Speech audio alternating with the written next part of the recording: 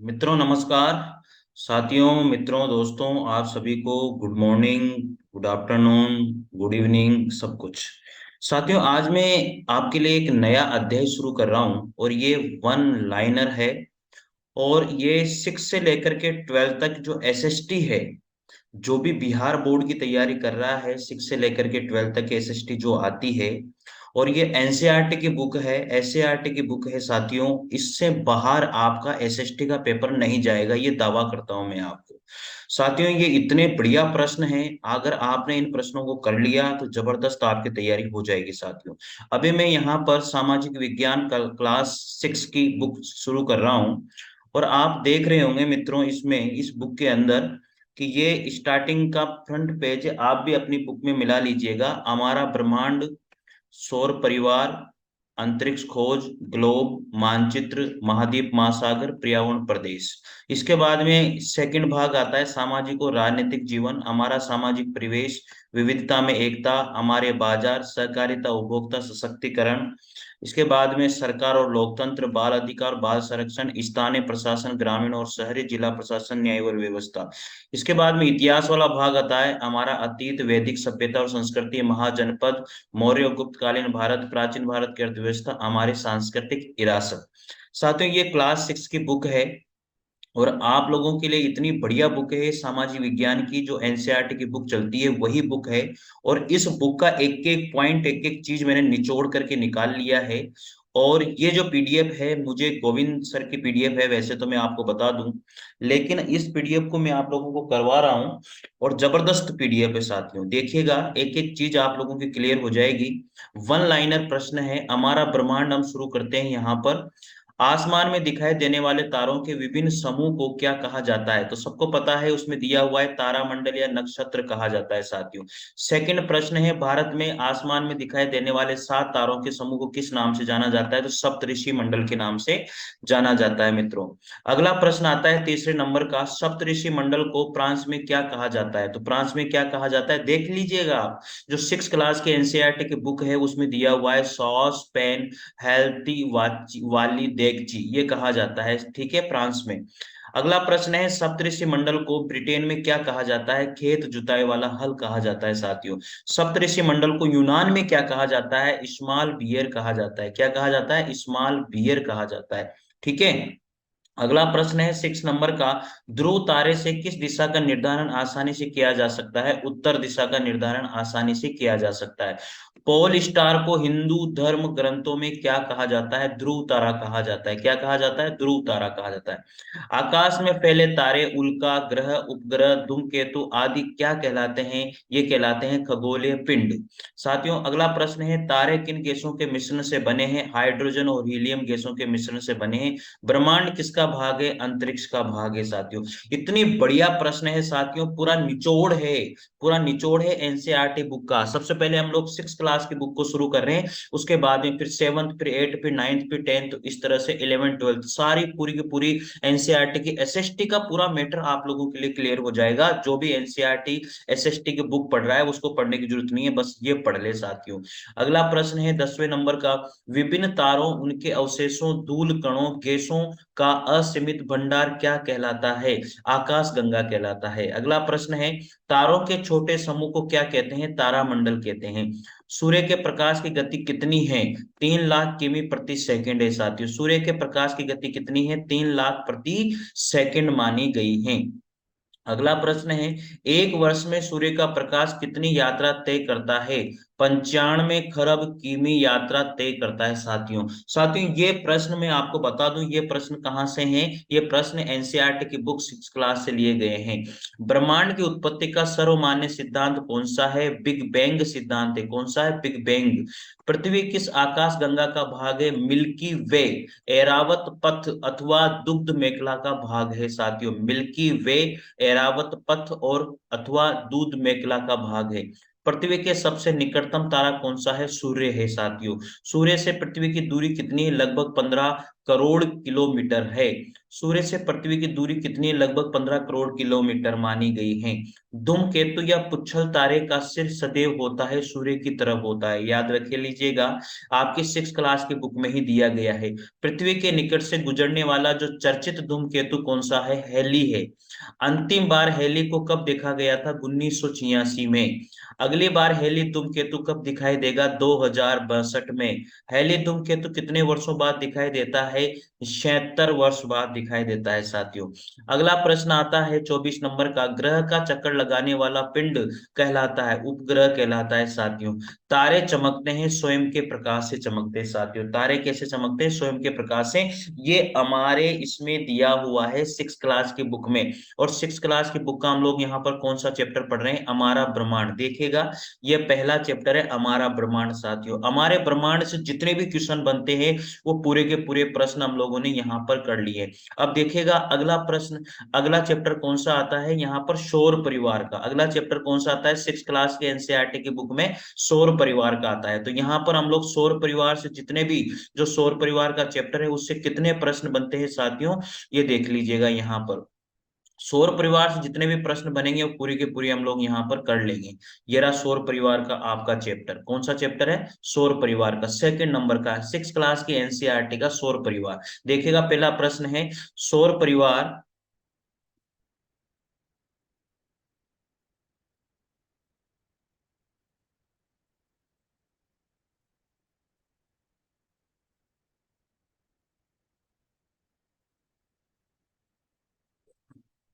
देख लीजिएगा, सौर परिवार का अगला चैप्टर ये सौर परिवार एनसीईआरटी की 6 क्लास का अगला चैप्टर है। इसमें सौर परिवार का पिता या जनक किसे कहा जाता है? किसको कहा जाता है? सूर्य भगवान को कहा जाता है। सबको पता है किसको कहा जाता है? सूर्य भगवान को कहा जाता है। सौर मंडल के सभी आकाशीय पिंड जिस पथ पर सूर्य का चक्कर लगाते हैं क्या कहलाते हैं? कक्ष कहलाते हैं। उसको क्या कहते हैं? कक्ष। तीसरा प्रश्न है सौर मंडल के केंद्र में सूर्य है, ये सर्वप्रथम किसने बताया था साथियों? किसने बताया था? निकोलस कोपरनिकस के द्वारा ये बताया गया था 1543 ईस्वी में। साथियों कोई क्वेश्चन गलत अगर हो जाता है तो कमेंट जरूर कीजिएगा, सर इसका आंसर ये होगा। 6 क्लास की बुक में ये दिया हुआ है। आधुनिक वैज्ञानिकों द्वारा सौर मंडल की आयु कितनी बताई गई है? 460 करोड़ वर्ष बताई गई है। कितनी बताई गई है? 460 करोड़ वर्ष। पांचवा प्रश्न है सौर मंडल को किसने बांध रखा है? सूर्य का गुरुत्वाकर्षण है उसने सौर मंडल को बांधा हुआ है। अगला प्रश्न है सूर्य के प्रकाश को पृथ्वी तक आने में कितना समय लगता है? 8 मिनट 30 सेकंड का समय लगता है। 6 क्लास के एनसीईआरटी के बुक के प्रश्न करवा रहा हूं, दूसरे चैप्टर के प्रश्न है साथियों ये। सौर मंडल में कुल कितने ग्रह हैं? 8 ग्रह हैं साथियों। प्लेटो से ग्रह का दर्जा कब छीन लिया गया था? 2006 में ग्रह का दर्जा हटा लिया गया। आंतरिक ग्रहों में कौन शामिल है? बुध, शुक्र, पृथ्वी और मंगल। आंतरिक ग्रहों में कौन शामिल है? बुध, शुक्र, पृथ्वी और मंगल। गैसीय ग्रह किन्हें कहा जाता है? बृहस्पति और शनि को गैसीय ग्रह कहा जाता है साथियों। बर्फ बर्फ दानव की संज्ञा किन ग्रहों को दी गई है? अरुण और वरुण को जो है बर्फ दानव की संज्ञा दी गई है। अगला प्रश्न आता है सूर्य से दूरी के आधार पर पृथ्वी का सौर मंडल के ग्रहों में कौन सा स्थान है? तीसरा स्थान है। आकार की दृष्टि से पृथ्वी सौर मंडल का कितनेवा बड़ा ग्रह है? पांचवा। पृथ्वी जो है सौर मंडल में पांचवा ग्रह है बड़े के हिसाब से। पृथ्वी का औसत तापमान कितना है साथियों? 15 डिग्री सेल्सियस है। ये प्रश्न बहुत बार पूछा जाता है। पृथ्वी पर तापमान बने रहने का कारण है वायुमंडल। क्या है? वायुमंडल।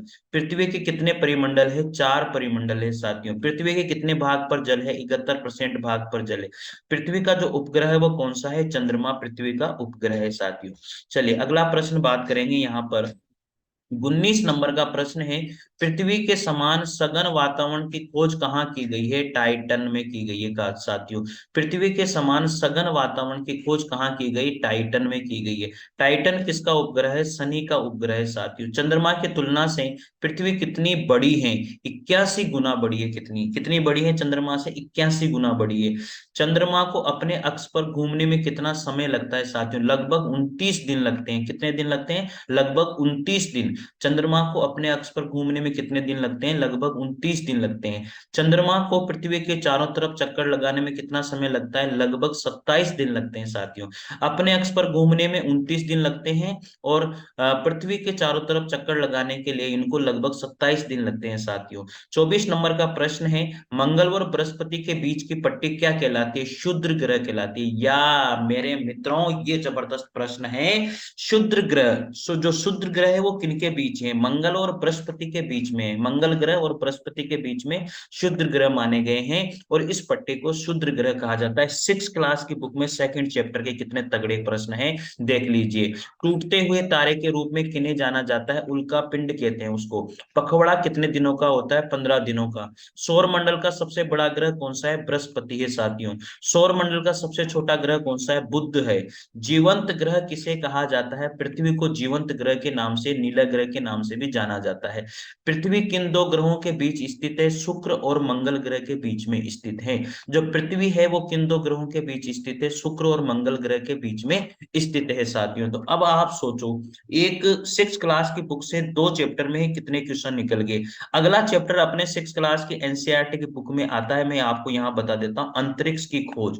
ये 2 चैप्टर हमने कर लिए हैं और अगला चैप्टर है आपका यहाँ पर अंतरिक्ष की खोज, तीसरा चैप्टर। अब तीसरे चैप्टर से कितने प्रश्न बनते हैं हम लोग यहाँ पर देखने वाले हैं। देखिएगा तीसरे चैप्टर से अंतरिक्ष की खोज, ये अपना तीसरा चैप्टर है। इसमें से पहला प्रश्न है, गीजा का महान पिरामिड किस तारे से संबंधित है? ध्रुव तारे से संबंधित है। जो गीजा का महान पिरामिड है वो किस तारे से संबंधित है? ध्रुव तारे से संबंधित है। अंतरिक्ष के अध्ययन के प्रमाण सबसे पहले कहाँ मिले थे? मिस्र में मिले थे साथियों, मिस्र देश में। भारत द्वारा अंतरिक्ष में भेजे गए पहले कृत्रिम उपग्रह का नाम क्या है? आर्यभट्ट है। भारत द्वारा जो पहला कृत्रिम उपग्रह जो भेजा गया था अंतरिक्ष में, उसका नाम क्या था? आर्यभट्ट है। पृथ्वी की सही परिधि की गणना सर्वप्रथम किसने करी थी? इरेटोस्थनीज के द्वारा की गई थी। किसके द्वारा? इरेटोस्थनीज के द्वारा की गई थी। भास्कराचार्य की रचना सिद्धांत शिरोमणि। भास्कराचार्य की रचना कौन है? सिद्धांत शिरोमणि है साथियों। कितने तगड़े प्रश्न है मित्रों यार। 6 क्लास का प्रश्न है, सर्वप्रथम किस भारतीय खगोलवेत्ता ने पृथ्वी के गुरुत्वाकर्षण के बारे में बताया था? वो भास्कराचार्य ही थे। सर्वप्रथम किस भारतीय खगोलवेत्ता ने पृथ्वी के गुरुत्वाकर्षण के बारे में बताया? भास्कराचार्य के द्वारा बताया गया था। भास्कराचार्य की जो रचना है वो है सिद्धांत शिरोमणि रही है। आप सबको ध्यान रखना है। प्रथम दूरबीन का आविष्कार किसने किया था? हॉलैंड, जो नीदरलैंड के रहने वाले थे, और केहेंस लिपर्सी के द्वारा किया गया था।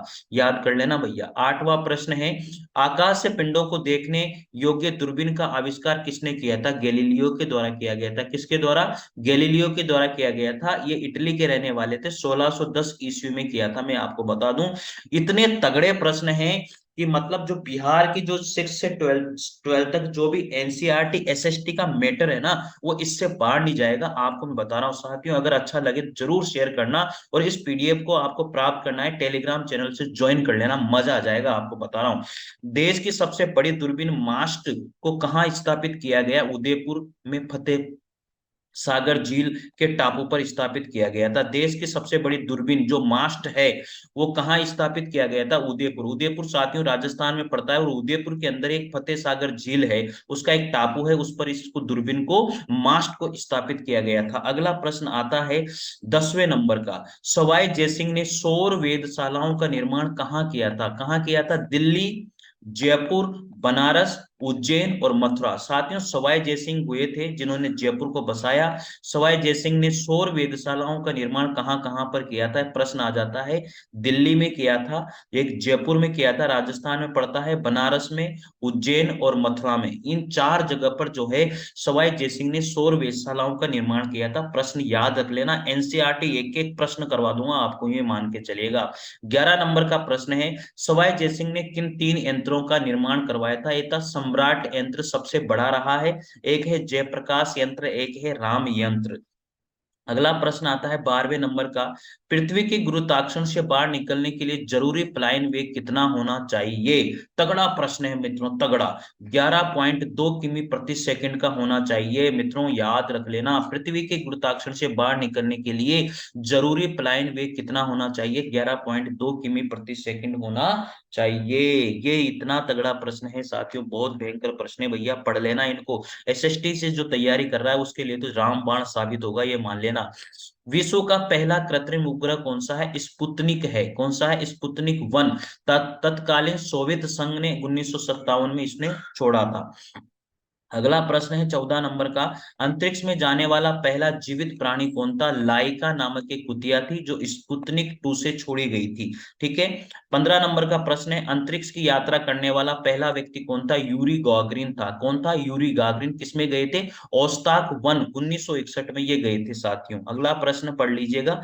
16 नंबर का प्रश्न है, चंद्रमा का पहली बार मानव कब पहुंचा? चंद्रमा पर जो पहली बार मानव पहुंचा था 1969 में अपोलो 11 के द्वारा पहुंचा था साथियों, याद कर लीजिएगा। चंद्रमा पर पहली बार जो मानव पहुंचा था 1969 में अपोलो 11 के द्वारा पहुंचा था। अगला प्रश्न है 17 नंबर का, चंद्रमा की धरा पर पहली बार कदम रखने वाला अंतरिक्ष यात्री कौन था? नील आर्मस्ट्रांग है। कौन था? Neil Armstrong. कब पहुंचा था? 1969 में अपोलो 11 के द्वारा।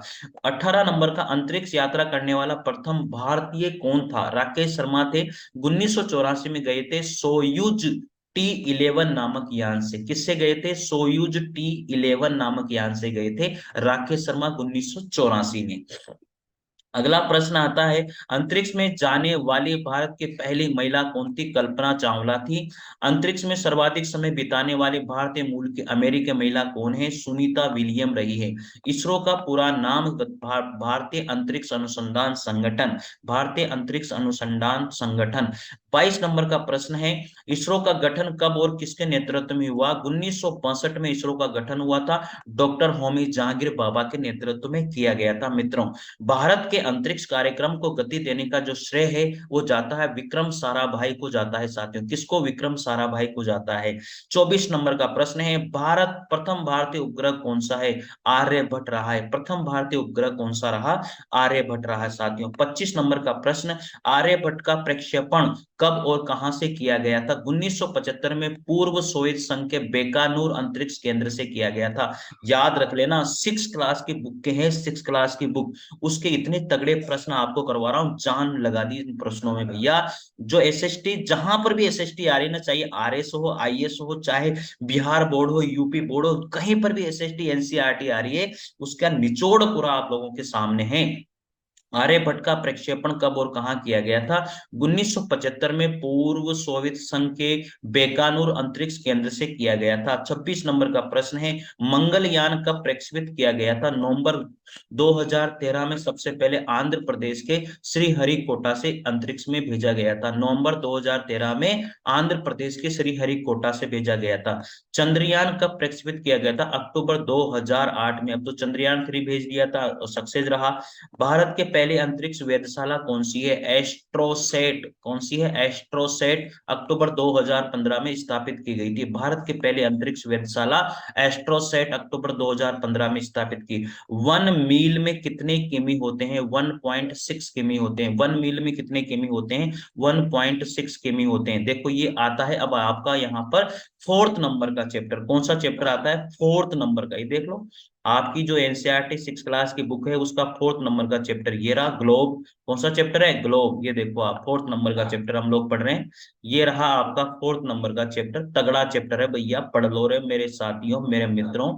आपको कहीं भटकने की जरूरत नहीं है, जो एसएसटी की तैयारी कर रहा है ना उसको तो। 30 नंबर का प्रश्न है, पृथ्वी की आकृति कैसी है? भू आब यानी कि गोविड अथवा प्रत्याकार है। ओब्लेट, इलिपोसॉइड। कैसी है? बुआब आकृति है। 31 नंबर का प्रश्न है, पृथ्वी का भूमध्य वृत्तीय व्यास कितना है? साथियों कितना है? 12,756.6 किलोमीटर है। कितना है? पृथ्वी का भूमध्य वृत्तीय व्यास कितना है? 12,756.6 किलोमीटर है। पृथ्वी का ध्रुवीय व्यास कितना है? 12,714 किलोमीटर है। पृथ्वी की भूमध्य रेखीय परिधि कितनी नापी गई है? यहाँ पर 40,075 किलोमीटर। और 34वां नंबर का प्रश्न आता है, पृथ्वी की ध्रुवीय परिधि कितनी है? यहाँ पर 40,008 किलोमीटर है साथियों। तो पृथ्वी की भूमध्य रेखीय परिधि कितनी है? 40,075 किलोमीटर। और पृथ्वी की ध्रुवीय परिधि कितनी है? 40,008 किलोमीटर रही है। 35 नंबर का प्रश्न है, पृथ्वी के भू आभीय आकार का पता सर्वप्रथम किसने लगाया था? जो रिवियर फ्रांस के द्वारा लगाया था साथियों। किसके द्वारा? जो रिवियर फ्रांस के द्वारा लगाया गया था। 36 नंबर का प्रश्न है, पृथ्वी का अक्ष अपने परिक्रमण तल से कितना कोण बनाता है? 66 डिग्री 3 मिनट का कोण बनाता है साथियों। ठीक है, पृथ्वी का अक्ष अपने परिक्रमण तल से कितना कोण बनाता है? 66 डिग्री 3 मिनट। ठीक है, 90 डिग्री उत्तरी अक्षांश रेखा कहां पर खींची गई है? उत्तरी ध्रुव पर, याद रख लीजिएगा। 90 डिग्री उत्तरी अक्षांश रेखा कहां पर खींची गई है? उत्तरी ध्रुव पर खींची गई है। 23 डिग्री 30 मिनट यानी कि 23.5 डिग्री उत्तरी अक्षांश पर खींची गई रेखा क्या कहलाती है?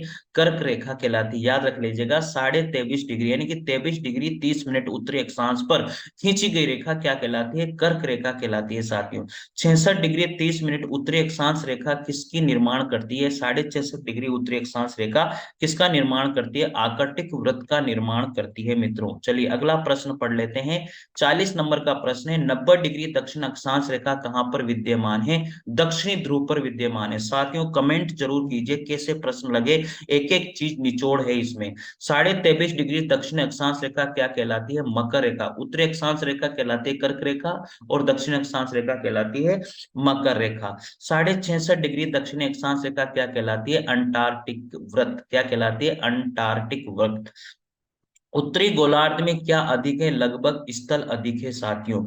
कुल अक्षांश 181 है तथा वृत्त कितने हैं? 179। याद रख लीजिएगा, जो कुल अक्षांश है वो 181 है, कुल वृत्त कितने हैं? 179 है। भारत किस गोलार्ध में? उत्तरी गोलार्ध में भारत पड़ता है मित्रों। चलिए 46 नंबर का प्रश्न है, 1 डिग्री अक्षांश की पृथ्वी के धरातल पर दूरी कितनी होती है? 111.13 लगभग 111 किलोमीटर होती है। याद रख लीजिएगा, अगर इस तरह आता है तो ऐसे कर दीजिएगा, ऐसे आए तो ऐसे कर दीजिएगा। 1 डिग्री अक्षांश की पृथ्वी के धरातल पर जो दूरी है वो कितनी है? 111.13 है, लगभग 111 किलोमीटर है। 1 सेकंड अक्षांश की कोणीय दूरी कितनी है? 31 मीटर है। ये याद रख लीजिएगा भैया, 1 सेकंड अक्षांश की जो कोणीय दूरी है वो कितनी है? 31 मीटर रही है। अगला प्रश्न है, भूमध्य रेखा से कर्क और मकर रेखा के मध्य सूर्य के सीधा चमकने के कारण गर्मी ज्यादा रहती है। ये क्षेत्र क्या कहलाता है? उष्ण कटिबंधीय क्षेत्र कहलाता है। भूमध्य रेखा बीच में खींची गई है, से कर्क और मकर रेखा के मध्य जो सूर्य का सीधा चमकने का कारण है वो गर्मी ज्यादा रहती है। ये क्षेत्र कहलाता है उष्ण कटिबंधीय क्षेत्र कहलाता है साथियों, याद कर लीजिएगा। 49 नंबर का प्रश्न है, कर्क रेखा से आकटिक वृत्त तथा मकर रेखा और आकटिक वृत्त के मध्य तापमान मध्यम रहता है तथा यह क्षेत्र क्या कहलाता है? शीतोष्ण या उपोष्ण कटिबंध कहलाता है। कर्क रेखा से आकटिक वृत्त तथा मकर रेखा से अंटार्कटिक वृत्त के मध्य तापमान मध्य रहता है और यह क्षेत्र कहलाता है शीतोष्ण या उपोष्ण कटिबंध, हम इसको कहते हैं।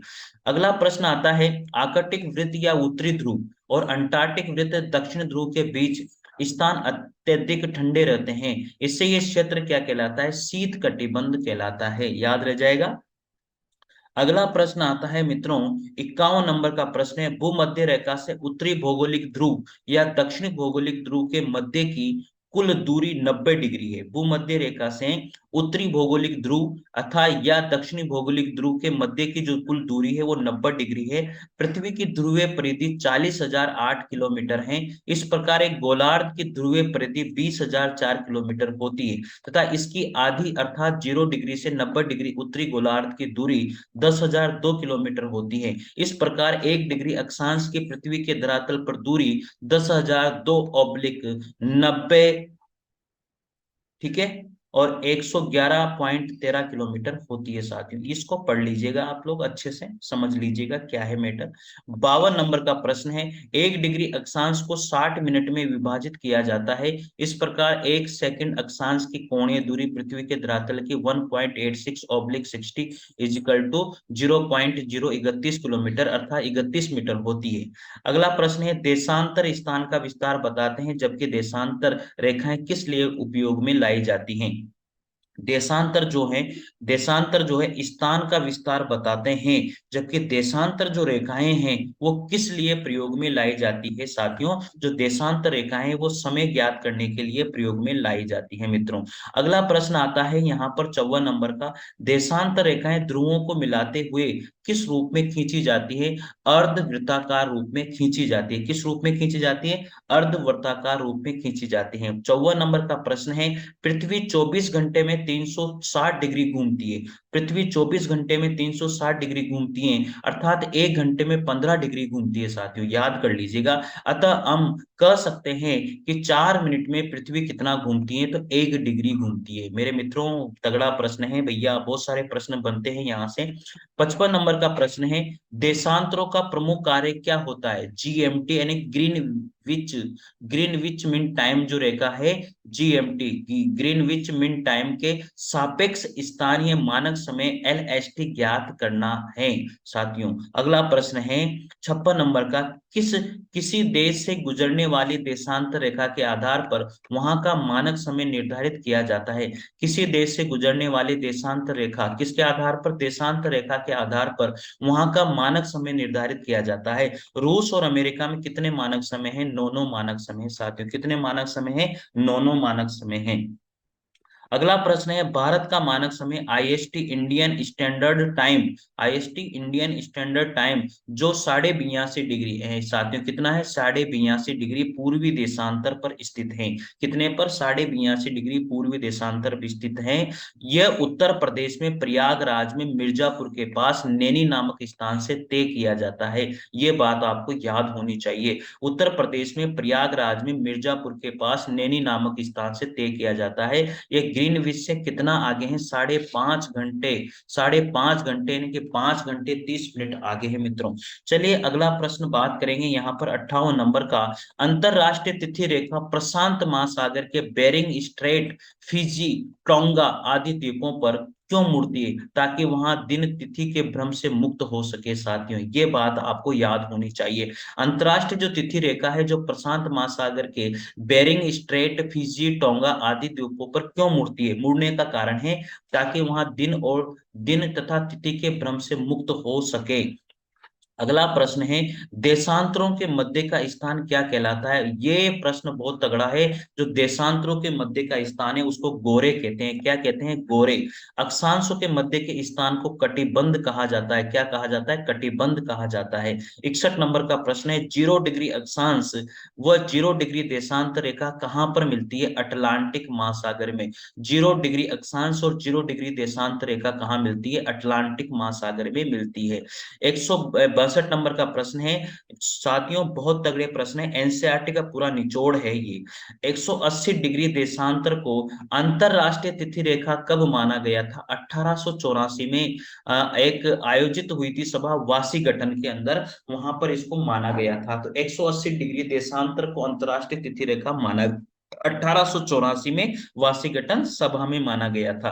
अगला प्रश्न है 63 नंबर का, ये रेखाएं पृथ्वी को किसमें बांटती है? पूर्वी और पश्चिमी देशांतरों में बांटती है। पूर्वी और पश्चिमी देशांतरों में।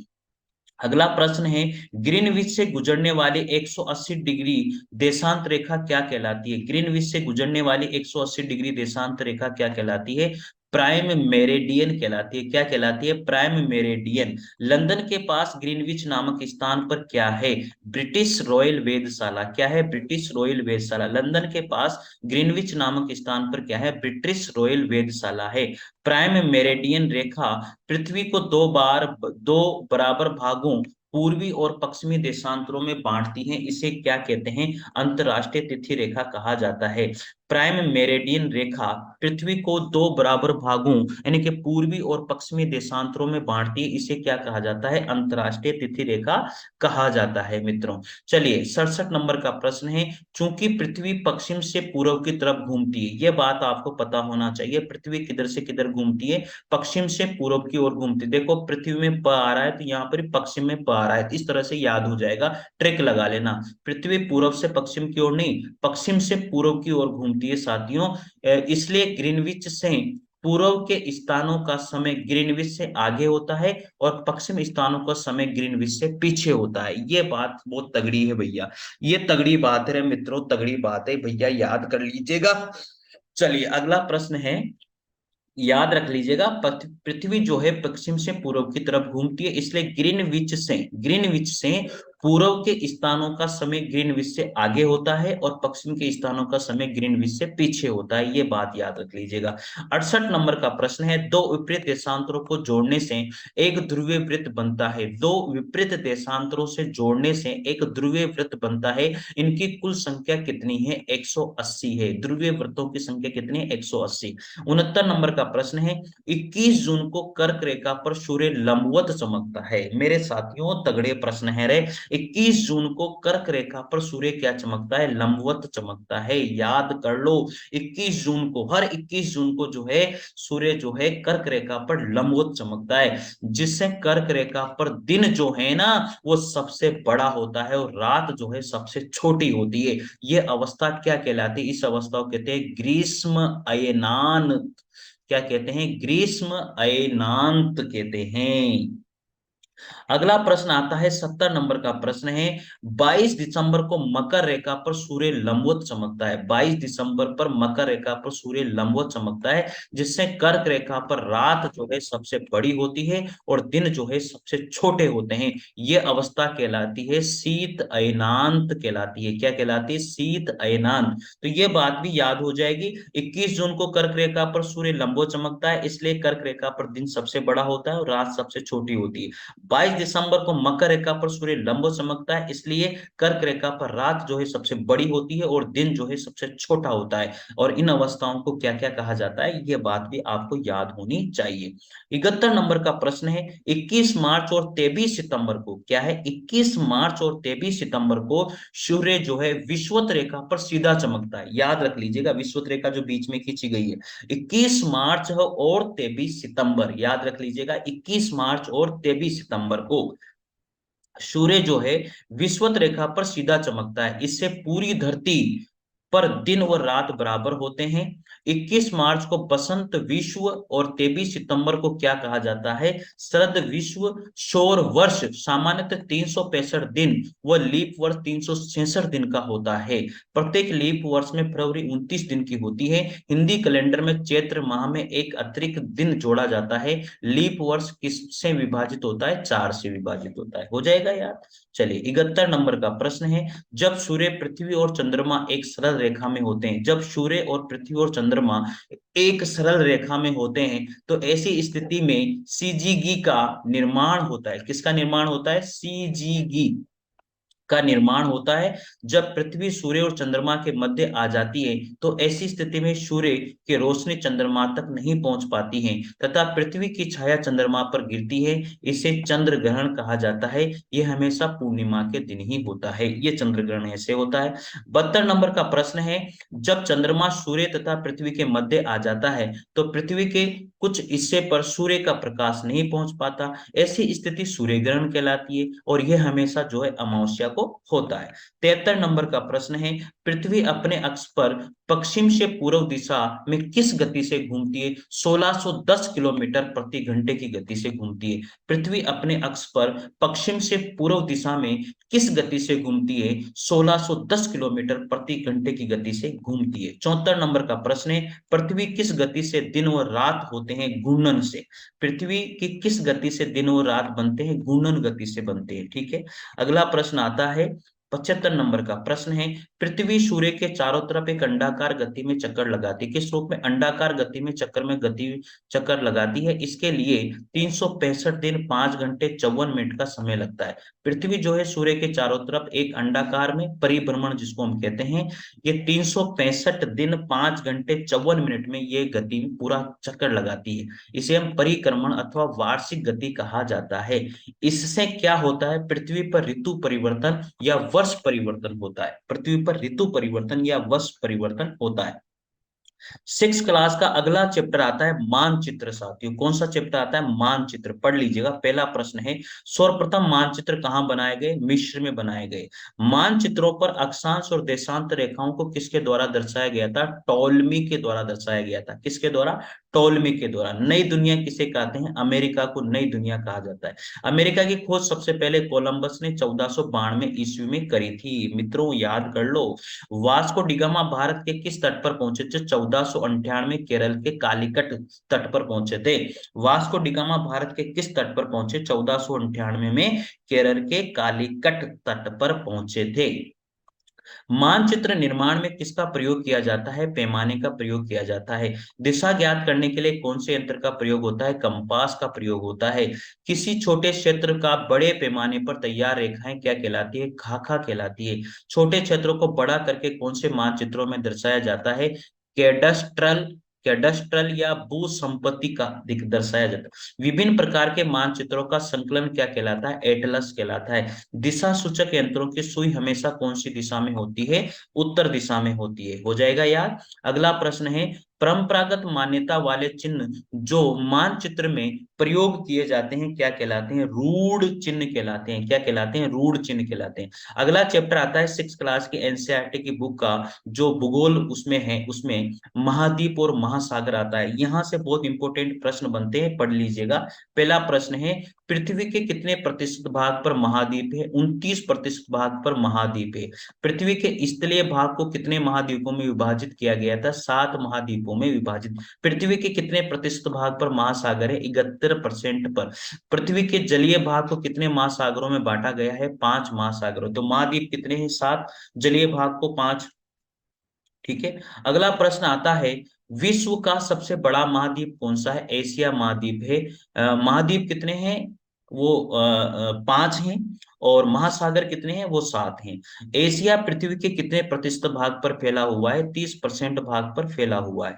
एशिया को अफ्रीका से किसके द्वारा अलग होता है? एशिया जो है अफ्रीका से किसके द्वारा अलग होता है? स्वेज नहर या लाल सागर के द्वारा अलग होता है। किसके द्वारा? स्वेज नहर या लाल सागर के द्वारा। एशिया के पूर्व में कौन सा महासागर है? प्रशांत महासागर है। एशिया के पूर्व में प्रशांत महासागर है। एशिया के उत्तर में कौन स्थित है? आर्कटिक महासागर है। एशिया के दक्षिण में कौन स्थित है साथियों? एशिया के दक्षिण में हिंद महासागर है। कौन सा? हिंद महासागर है। हो जाएगा यार।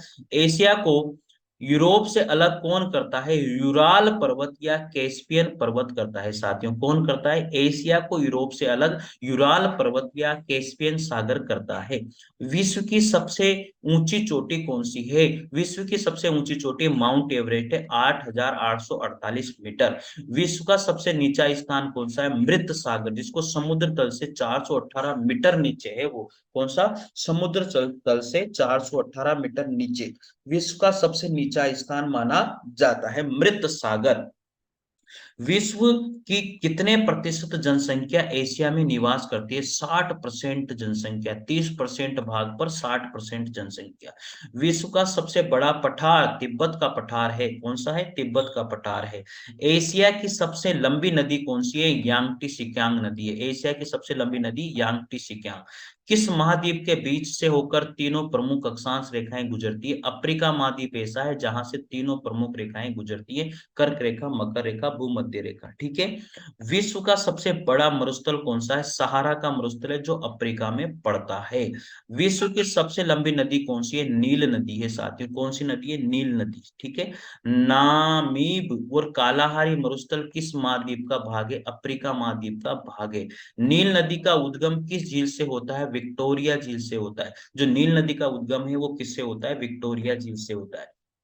अफ्रीका की सबसे लंबी पर्वत श्रृंखला कौन सी है? एटलस पर्वत श्रृंखला है। अफ्रीका की सबसे लंबी पर्वत श्रृंखला एटलस पर्वत श्रृंखला। अफ्रीका का सबसे ऊंचा स्थान किलीमंजारो। अफ्रीका का सबसे ऊंचा स्थान कौन सा है? किलीमंजारो। उत्तरी अमेरिका का सबसे ऊंचा पर्वत शिखर कौन सा है? यहाँ पर है पर्वत शिखर यह है देनाली। क्या है? देनाली।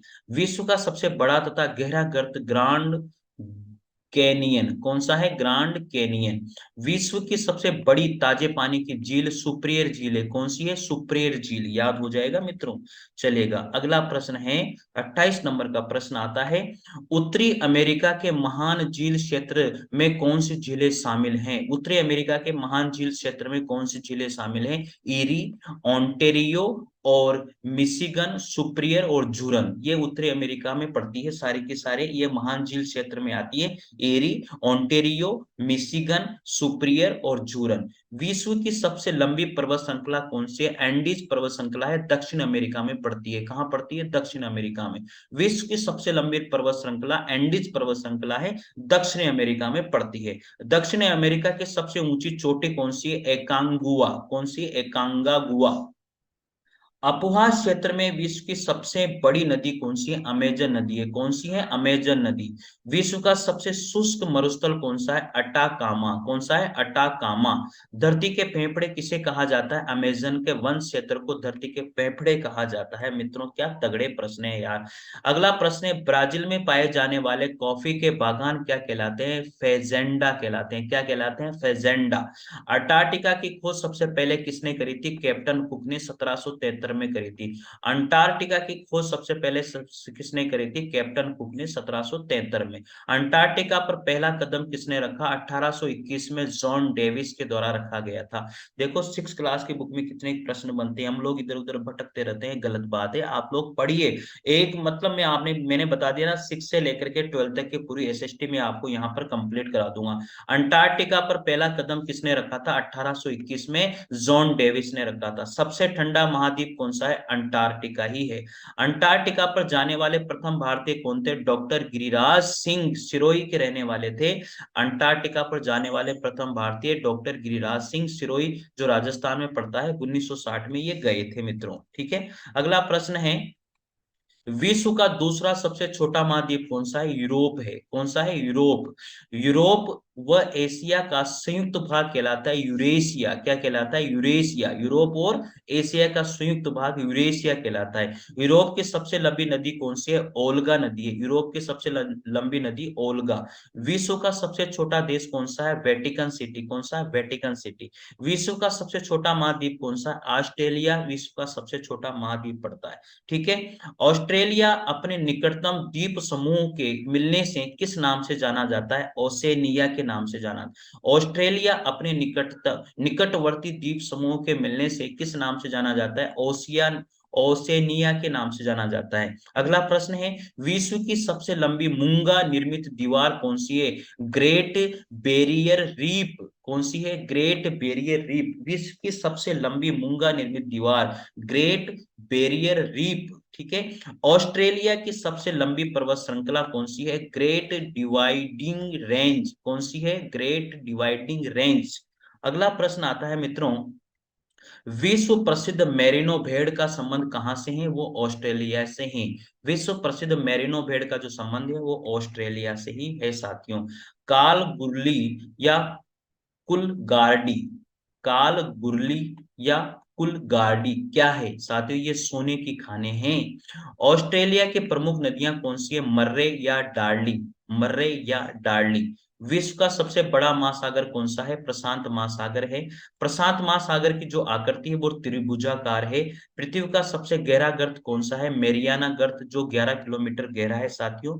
प्रशांत महासागर के वे तटीय भाग जहां सबसे अधिक भूकंप और ज्वालामुखी पाए जाते हैं वो कहलाता है अग्नि मेखला, फायर रिंग कहते हैं उन्हें, अग्नि मेखला, फायर रिंग। ठीक है। अगला प्रश्न आता है, विश्व का दूसरा सबसे बड़ा महासागर कौन सा है? अटलांटिक महासागर है साथियों। कौन सा है? अटलांटिक महासागर। अटलांटिक महासागर की आकृति कैसी है? अंग्रेजी के एस आकार की आकृति है अटलांटिक महासागर की। अगला प्रश्न है, डागर बैंक या ग्रांड बैंक अटलांटिक अटलांटिक के किस प्रकार के क्षेत्र है? मछली पकड़ने के केंद्र कहलाते हैं। डागर बैंक या फिर ग्रांड बैंक अटलांटिक के किस प्रकार के क्षेत्र है? मछली पकड़ने के केंद्र माने जाते हैं। कटकों के लिए कौन सा महासागर जाना जाता है? अटलांटिक महासागर। विश्व का सबसे लंबा महासागरीय कटक कौन सा है? मध्य अटलांटिक कटक। विश्व का सबसे व्यस्त समुद्री जलमार्ग अटलांटिक महासागरीय है। विश्व का सबसे छोटा महासागर कौन सा है? आर्कटिक महासागर है। आर्कटिक कि आकृति किसके समान है? अंग्रेजी के डी के समान है साथियों। चलिए, आर्कटिक को अटलांटिक महासागर से कौन सी जल संधि जोड़ती है? आर्कटिक महासागर को अटलांटिक महासागर से कौन सी जल संधि जोड़ती है साथियों? बहुत इंपॉर्टेंट प्रश्न है। डेनमार्क जल संधि। कौन सी? डेनमार्क जल संधि। और आर्कटिक महासागर को प्रशांत महासागर से कौन सी जल संधि जोड़ती है? बेरिंग जल संधि जोड़ती है। तो आर्कटिक महासागर को प्रशांत महासागर से जो जल संधि जोड़ती है वो बेरिंग जल संधि है, और आर्कटिक महासागर को अटलांटिक महासागर से कौन सी संधि जोड़ती है? डेनमार्क जल संधि जोड़ती है साथियों। अगला चैप्टर आता है पर्यावरणीय प्रदेश। कौन सा आता है? पर्यावरणीय प्रदेश। पृथ्वी पर सूर्य की किरणें सीधी कहां पर पड़ती है? भूमध्य रेखा पर। पृथ्वी पर सूर्य की किरणें सबसे अधिक तिरछी कहां पर पड़ती है? ध्रुवों पर पड़ती है साथियों। हो जाएगा यार, ध्रुवों पर। भूमध्य रेखा से ध्रुवों की तरफ बढ़ने पर तापमान होता है कम। याद रख लीजिएगा, भूमध्य रेखा से जब ध्रुवों की तरफ बढ़ा जाता है तो तापमान कम होता है। प्रेरी घास के मैदान कहाँ पाए जाते हैं? उत्तरी अमेरिका में। जो प्रेरी घास के मैदान है उत्तरी अमेरिका में पाए जाते हैं मित्रों। चलिए, नीलगिरी की पहाड़ियां कहाँ पाई जाती है? तमिलनाडु में पाई जाती है। अन्नामलाई की पहाड़ियां तमिलनाडु और केरल में पाई जाती है। याद हो जाएगा। चलिए, अगला प्रश्न है, स्टेपी घास के मैदान यूरोप में पाए जाते हैं। याक का जो संबंध है वो किस मरुस्थल से? शीत मरुस्थल लद्दाख में याक पाए जाते हैं। एस्किमो के बर्फ से बने घर कहलाते हैं इग्लू। ये प्रश्न आता है बहुत सी बार। एस्किमो के जो बर्फ से बने घर हैं वो इग्लू कहलाते हैं। सील तथा वालरस किस क्षेत्र में पाए जाते हैं? सील तथा वालरस किस क्षेत्र में पाए जाने वाले जीव हैं? ये ध्रुवीय क्षेत्र में पाए जाने वाले जीव हैं। दो अक्षांशों के बीच, यहाँ पर दो है साथियों, दो अक्षांशों के बीच स्थित विशेष परिस्थितियों वाला क्षेत्र किस नाम से जाना जाता है? कटिबंध नाम से जाना जाता है। दो अक्षांशों के बीच विशेष परिस्थितियों वाला क्षेत्र कटिबंध के नाम से जाना जाता है। रेत के टीले अन्य किस नाम से जाने जाते हैं? दोहरे के नाम से भी रेत के टीलों को जाना जाता है। अब साथियों, यहाँ से आता है हमारा सामाजिक परिवेश। तो हमारा सामाजिक परिवेश साथियों आता तो है, लेकिन ये जो हमारा सामाजिक परिवेश है, अब जो भूगोल वाला जो पोर्शन था 6 क्लास का वो हम लोगों ने यहाँ पर खत्म कर लिया है। भूगोल वाले पोर्शन को हमने खत्म कर लिया साथियों। अब सामाजिक और राजनीतिक वाली बात हम लोग यहाँ पर करेंगे।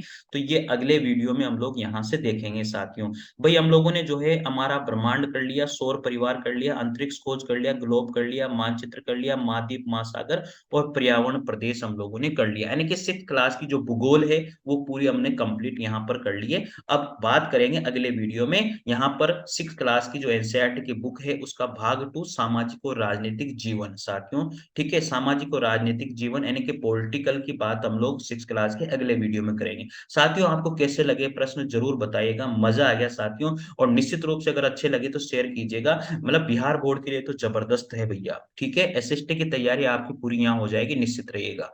थैंक यू, मिलते हैं अगली क्लास में। और जरूर शेयर कीजिएगा, चैनल को सब्सक्राइब कर लीजिएगा। थैंक यू, धन्यवाद।